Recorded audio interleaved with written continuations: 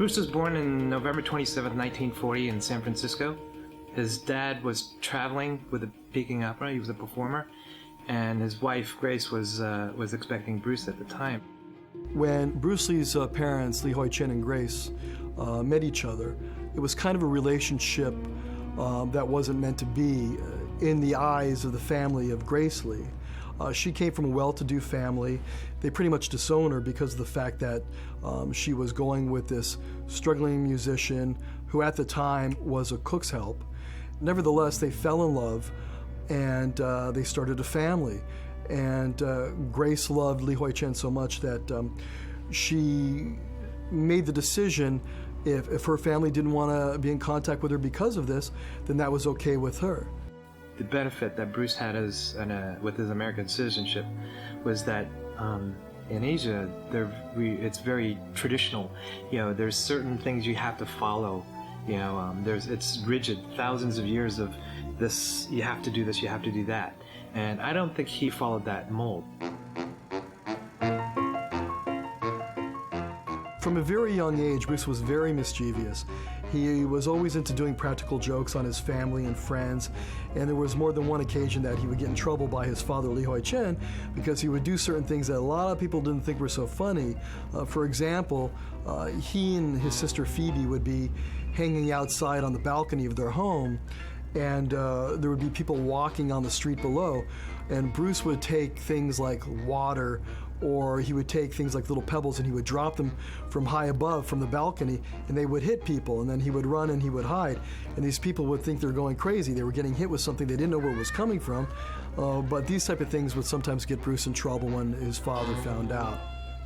Also, when Bruce was about 15, 16 years of age, he would dress up in a traditional Kung Fu uniform, which nobody really did in those days because Hong Kong at that time was kind of this bustling European feel. So everybody was wearing suits and really fashionable attire. But Bruce would decide to wear these Kung Fu uniforms, and he would go down into a crowded area, and people would look at him and point and laugh, and he would wait for somebody he didn't really like or the look of somebody he didn't really like to make fun of him, and Bruce would challenge him and say, "Hey, what are you laughing at? What's so funny with you?" So Bruce was trying to get this other person to start trouble with him so he can practice his martial arts skill.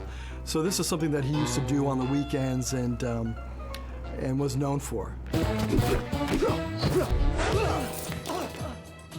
Many people want to know if Bruce was in a triad gang when he was growing up as a teenager.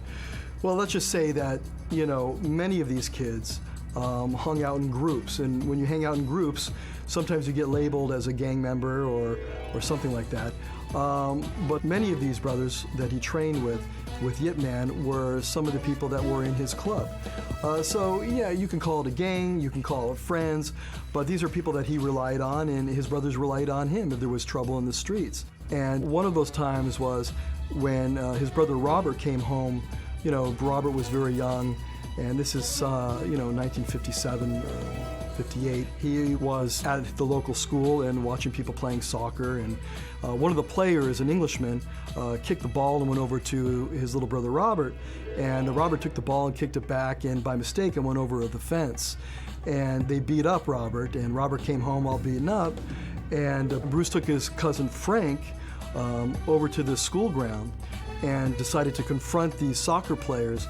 Well, anyway, long story short, Bruce came back that evening with a black eye, blood coming from his nose, and his mother, Grace, was trying to hide Bruce from the father because the father at that point was really getting mad with Bruce all the time for coming home, from fights and being in trouble. So this was just one of the times where Bruce had to test his pugilistic skills against other people.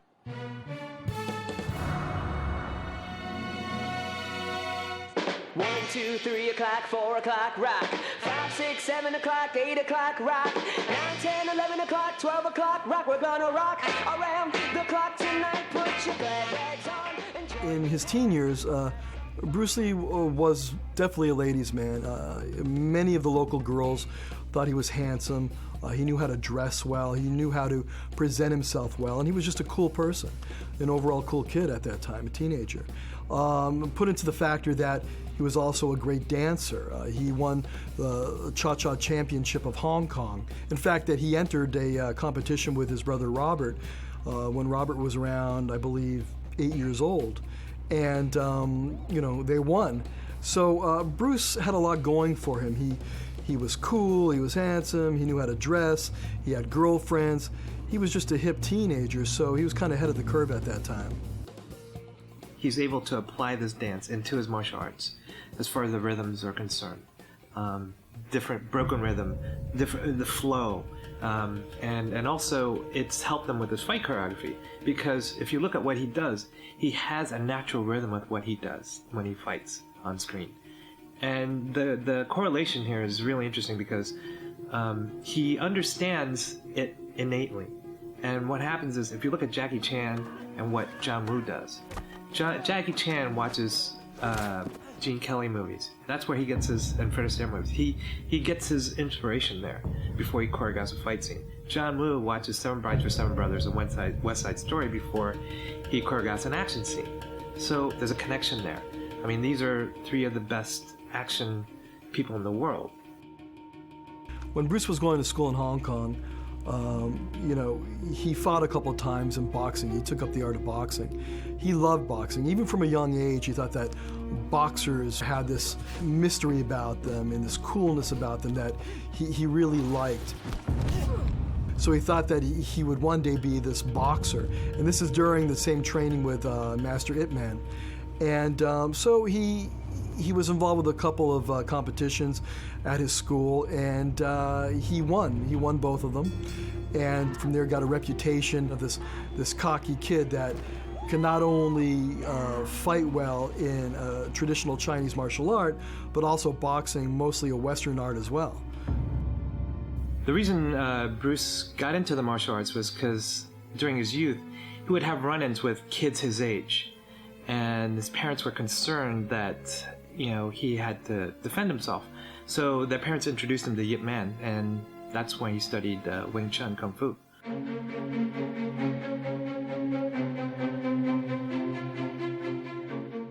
He really understood the principles of what Wing Chun was about. It was about simple economy, from point A to point B as fast as possible. If you look at the forms, there's only 3 forms, whereas all the other styles, there's much more. And they were all ornamental. They were very, exotic looking, very visual aesthetics were really nice. But the thing was, with Wing Chun, it was very simple and to the point. And I think that appealed to Bruce's personality. Bruce was so addicted to studying that he would sit out in front of Yip Man's school, and he would wait for the other students to come by, and he would just tell them, he's not feeling good today, or he's not here today, so come back tomorrow. And the reason he'd do that was because he would get private lessons with him, so there was no students showing up. 你叫咩名啊？我叫李小龍，你咩時間想學拳啊？見到唔順眼嘅人，我就要打佢。咁架勢？ Bruce Lee and some of his fellow students would practice these gung-style matches on the rooftops of Hong Kong. And they would usually go against other practitioners like Chole foot practitioners. This is where Bruce and many of these other martial artists were able to practice their skill as a martial artist and also refine it. They would do it in rounds in the rooftops in Hong Kong. And what happened was, Bruce was losing the first round. William Chung and Hawkins Chung were in the corner, and they were telling him what he needed to do. He needed to do this step-up punch where you kind of step, when you step in, you step up, and the energy comes up from the ground. So the second round, Bruce did it, and he broke the guy's jaw, and that ended the match. And from that point on, he developed the reputation of being a first form person. First form in Wing Chun means your first technique is your strongest. So what Bruce learned in those rooftop matches was that if he was able to get in his first technique, blast right through the opponent with that first technique, he pretty much would win the match because his first technique was so strong.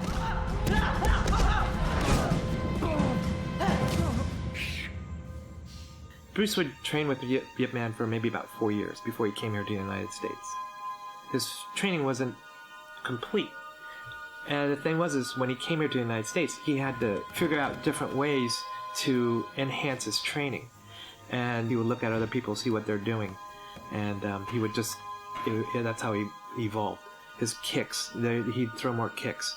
Whereas in Wing Chun, there's only 2 basic kicks, and nothing went above the hip. And that was the evolution of Junfen Kung Fu. Most people know Bruce Lee from the films he did in Asia from 70 to 73 that made him an international movie star. But the truth is he was a great childhood actor. In the likes of Macaulay Culkin, he was the biggest childhood star of Asia at that time. He would shoot late at night because it was less noisy at that time in Hong Kong. But the fact remained, Bruce was still a child. And, he would get tired on set. So he would fall asleep, and then when they called him to do his part, he would wake up very professional-like, and he would go do his job, and after he was done, he would go back to sleep. So he was a well-known professional at that time, even for his age. There are many publications that were done back then having interviews with the actors of those films, and they would often praise Bruce as being this childhood actor or teenage actor that had the wisdom and outlook of an adult and knew how to act in front of the camera as well. So he really took this with him to the States. So in 1959, when he took the boat ride from Hong Kong to the United States, he enrolled in Edison Technical College, and then he eventually transferred over to University of Washington, and that's where he became a philosophy major. I was working on a film called The Wrecking Crew with Dean Martin, El Kisoma, Sharon Tate, and myself. And Sharon Tate and I had to there was a fight scene that was required in the film between Sharon Tate and myself. And Bruce was called in to be the choreographer to line up this fight scene and teach us the moves and everything. That's when we first met. I first met Bruce Lee, I think it was 1968. He was brought to my home by Sterling Silliphant. We were having a dinner party, and I was married to Ted Ashley at the time, and Sterling wanted us to meet Bruce. It turned out that he really wanted Bruce to meet a number of executives who were there at the house with us. And I liked him immensely and immediately as a person. And I was dazzled later when he did some of his demonstrations at Sterling's insistence. But even before that, he was charming and funny and an altogether nice person. I was so glad that Sterling brought him. I was a wildlife photographer before I met Ted Ashley and married him. And I kept taking pictures as a kind of hobby. I would take pictures of our friends when I felt like it. And I liked Bruce and Linda so much that I wanted to take pictures of them, and they let me. And the children, I got to know the children, Brandon and Shannon. And then Bruce asked me if I would photograph him for Black Belt magazine, the cover. Bruce needed to be shot with his chest bare. And he was very proper, and I was very proper. And as an experienced photographer, I knew that he would look best on the magazine if his torso was slathered with baby oil. Well, I was not about to put baby oil on Bruce, so I gave him the bottle of baby oil, and I sort of turned around and fiddled with my cameras. You sometimes have to do something to make the camera record something that is actually more truthful. So, yeah, we did that. Also, he wanted a number of different angles of the shoot for Black Belt, and we did many angles. And he always wanted to be sure that his foot was in the right position, his ankle was in the right position, he was high enough. And I love doing that because I'm a perfectionist too, so we had a great time photographing that cover for Black Belt. Well, he was always very keen to teach us things, and and my son was very young at that time, and he used to try and get my son to, but Bernie wasn't really into it at that time. He was about 5 or 6 years old. So, but Bruce had a lot of patience, and he was really a dedicated martial artist. Bruce even taught me to break 2 one-inch boards with my foot. He insisted that I do that because he wanted to be sure that if someone attacked me in a garage, I could kick him and run like hell was the way Bruce put it. He also never taught women to fight with their hands, only with their feet. For one thing, the leg is longer than the arm, but also he didn't think that women should ruin their hands. He had the ability to leap high. I mean, I don't think Baryshnikov or Nureyev could have gone as high in the air as Bruce. He was airborne and would come down in the most perfect positions. And also his movements with his hands. He could do a chop faster than the eye could process it. I mean, still, he had retracted the hand before you actually saw that it had gone out. It was just astonishing. My favorite Bruce Lee shoot, I love them all for different reasons, but maybe if I had to pick one, I would pick the one where I photographed Bruce holding the 1-inch board, and his 5-year-old son, then Brandon, went through it with a kick. He always wanted us to work out, and I mean, he's always been a martial artist, and he's a martial artist at heart. And at that time, I wasn't really that much into it, and he used to talk me into it and said, listen, this is great for you. I know you do ballet, but you should really get into martial arts. And he always persuaded me. He said, start with Tai Chi, which is the foundation for all martial arts. I think if you learn, it's like building a house. That's the foundation. So if you learn Tai Chi, then you can evolve into any kind of martial arts. He was revolutionary because he did not subscribe to one style. At the time, in the 60s, you trained with one person and that was it. You stayed with that one master and that was it. You hardly ever jumped out and looked what other people were doing. It was style versus style. It was, concept versus concept. Bruce didn't feel that way. He says, I like what they're doing. I'm going to take that. I'm going to take this. I'm going to take that. And he made it into his own belief system. Bruce did have a great interest in philosophy, and he did have very strong philosophical beliefs. And yes, we talked about them sometimes. I listened to him mainly because he had a very clear view of right and wrong, and a very clear view of how one should behave to honor the fact that we were alive and healthy.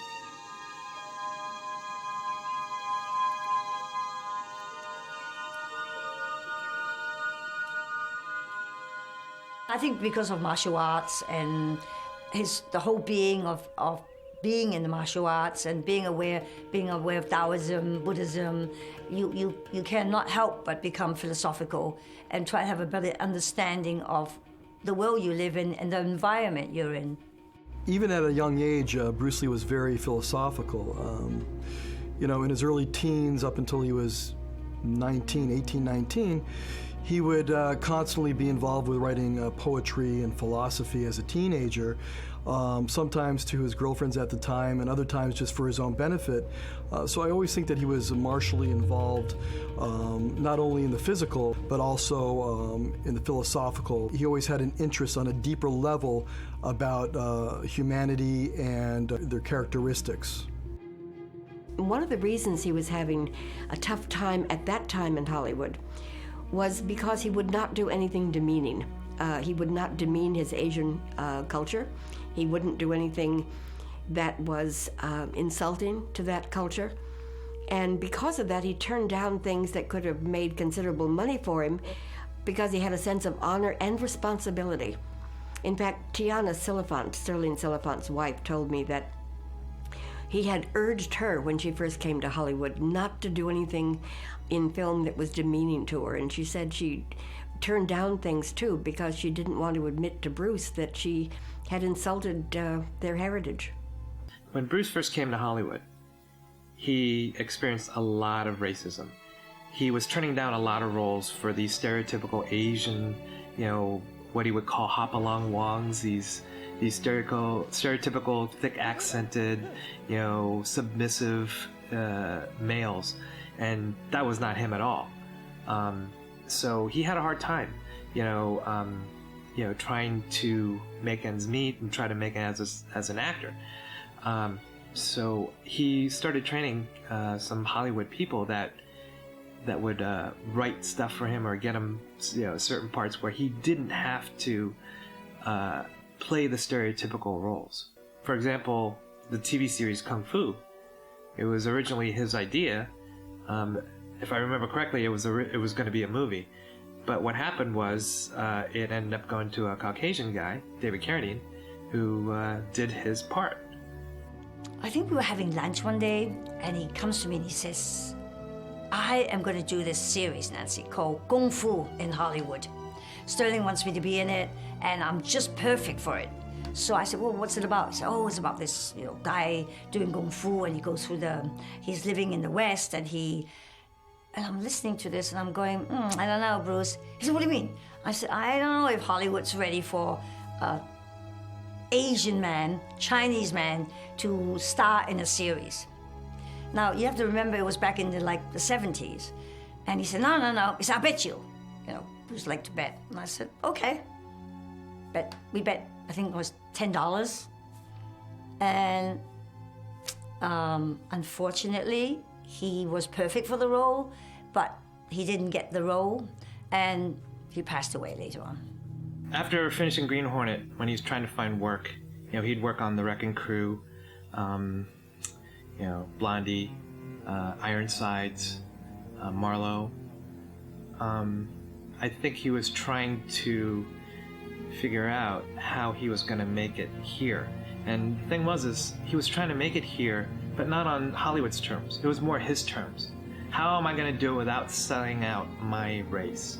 I first saw Bruce on the screen in Marlowe with James Garner, and he played an Asian hitman at the time, and he played it with dignity and with a slight smile and without being anything like a cartoon. Bruce had a sincerity in what he did and what he said that I think he would have been a highly regarded actor, quite apart from his skills, had he lived. He was so genuine. I mean, that was the thing about Bruce. I keep coming back to that. The fact that Bruce was only one person. He was not somebody with one kind of person, somebody with executives, somebody with casual friends. He was always Bruce. And that's a compliment I can't give to very many people.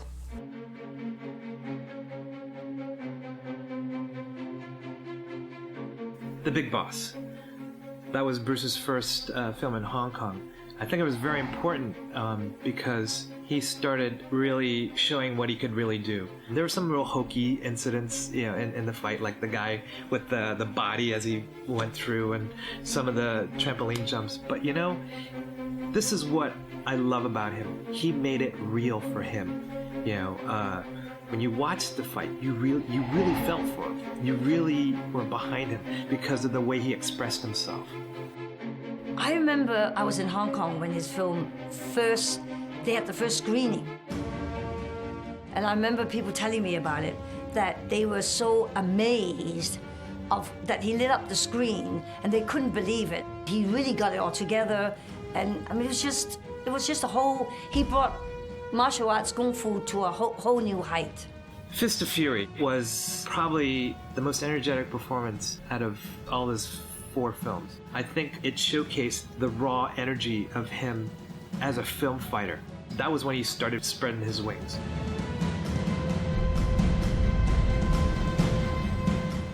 As far as Way of the Dragon is concerned, this was the first film where he was the producer, writer, director, actor, and choreographer.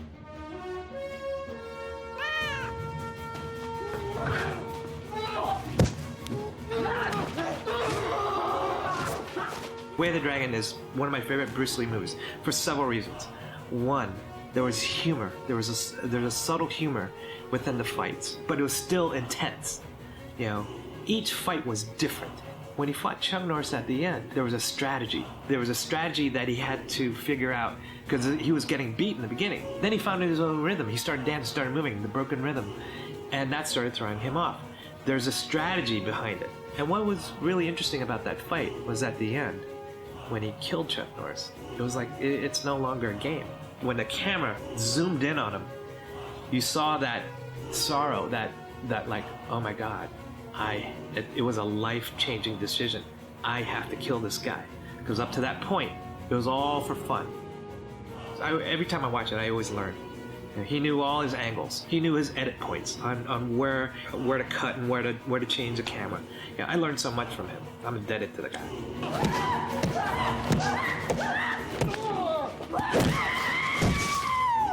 As far as Game of Death is concerned, I wished he'd have lived so I could have seen exactly what his vision was with that. But what I've seen with all the outtakes was I saw him becoming a true artist. You saw more strategy this time. Each style, each person, each level had a boss. Each guy had a different skill set that you had to adapt and change in order to beat these guys. And that was, I feel, his philosophy in martial arts.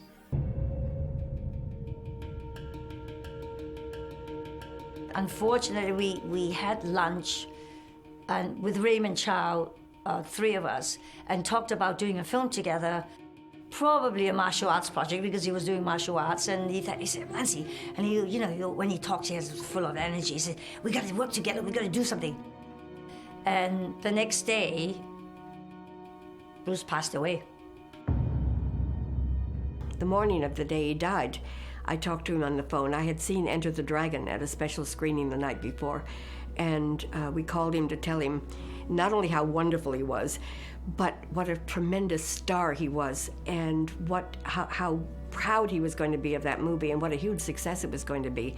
And also I was able to tell him about Leo Greenfield's plan to distribute the movie, which was a very unusual plan. He was going to put the movie in some very high-end houses in New York City, which would signal to the public that this movie was a better movie than they might think if they just heard it was about martial arts.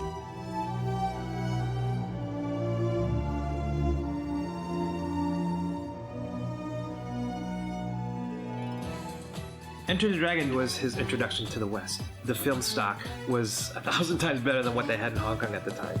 The production value. Everything was, turned up 100 times more than his previous films. If you really know your Hong Kong films, you would see Yuen Wah, Sammo Hung, Jackie Chan, Yuen Bu, Lam Ching Ying. You'd see all those guys in there. Enter the Dragon didn't do that well in Asia. And the reason why was because he had nothing to overcome. He was the same person when he started and ended. He got retribution with his sister, death of his sister, and Revenge from Han, but that was it. It was made for Western audiences. If you look at the techniques that he did, they were very simple, much simpler than his other films. It was one-hit knockdowns, which is what was prevalent at the time in the West, and he had nothing to overcome. And watch typical kung fu movies. He had to overcome something. He had to evolve, and in Enter the Dragon, he didn't evolve, and that's why I felt it didn't do well in Asia.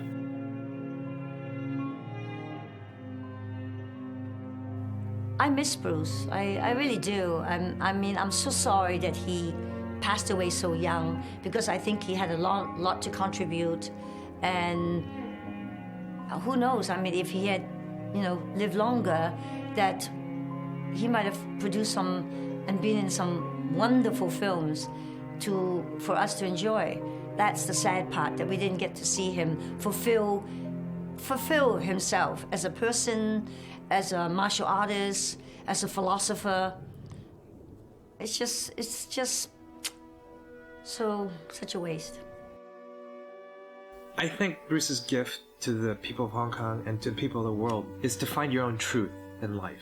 When you look at what he's done in only 32 years of his life, it can only inspire you. If you look at how he started out as a kid, child actor, getting into trouble, and then he essentially found his own groove. He looked within to find the answers, and his back was against the wall when he came here to America, and he never gave up. And I think it's very important for all of us to follow your dreams. He believed it. You got to believe it, because if you don't believe it, nobody else will. And when you do that, I think you galvanize that philosophy with the universe, and I think that's what he did.